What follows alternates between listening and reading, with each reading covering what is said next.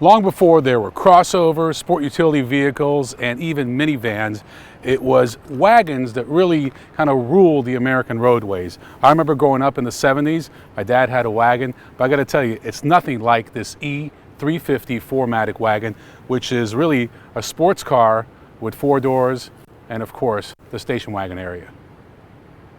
While the rest of the world has embraced wagons, even till this day, we have really kind of rejected it.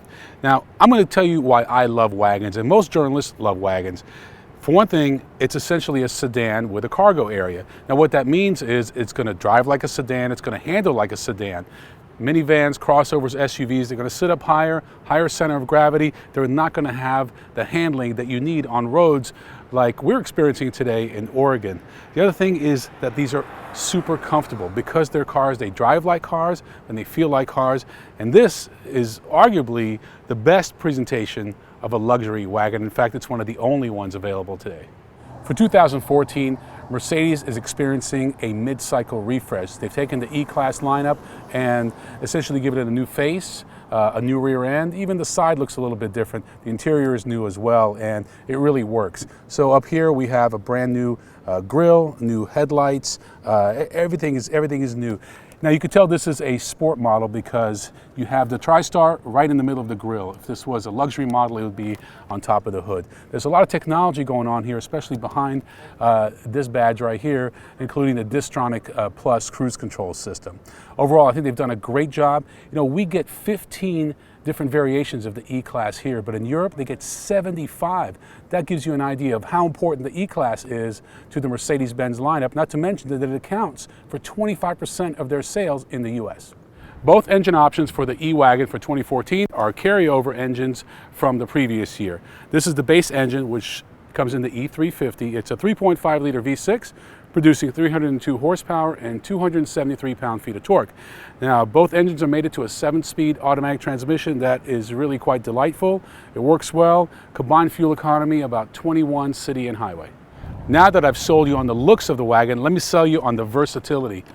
This is where all the magic happens. I love this. Look at this. Rear-facing third-row seats. Now, this is not only space-saving, innovative, but it's also very safe, because if you do get in a rear end accident, you're not going to have this rebound effect like you would in the second row or in the front row of coming back forward. Instead, you're going to lean back on these headrests. This is a beautiful design. This is the way wagons used to be. Now, Mercedes-Benz is a company committed to safety. I can guarantee you they wouldn't be doing this unless it was 100% safe. And check this out. They even have cup holders in that third row. Ingenious. Some people say Mercedes is a car for old people, but I say forget all that noise. I think they've gone through great lengths to make this car look very youthful with this beautiful red paint and other color options, but really it's all about this interior, which in my opinion has gone from being kind of old and stodgy to very youthful, sporty, and elegant. I just love it. This is certainly a place I could spend a lot of time in. So this is where the E350 wagon really shines on roads like this. As you can see, we've got a lot of really twisting and turning roads, kind of uneven pavement, but this vehicle is made to handle like a car, yet it has the capacity to carry 7 passengers and of course a lot of cargo. I just love it. Now, starting price is around $55,000. As equipped today, we're looking at about a $75,000 vehicle, which is very pricey, but that also explains why the median or average household income for the typical wagon buyer is well over $150,000.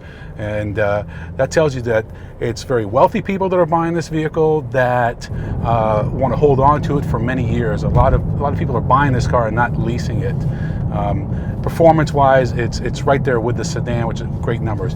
I would like to see an E250 diesel version, which of course every journalist probably wants to see. I'd also like to see a larger navigation screen. 7.1 inches in today's world is not exactly the biggest thing, but certainly could use another inch or so on the nav screen. Overall, they've done a great job. They've moved the shifter up to the column, which they're doing with a lot of vehicles to give you more room for cups and storage area, etc. So the nice thing about this vehicle is that It's really the last luxury wagon, with the exception of the CTS wagon. While others have abandoned this body style, Mercedes has embraced it. They're the leaders, and we hope they continue this for many E-classes to come. Bottom line, if I'm in the market for a 6 or 7 passenger vehicle today, I'm certainly not buying a minivan. Crossover SUV, maybe if I need the ground clearance, but for everyday driving, the wagon is the way to go.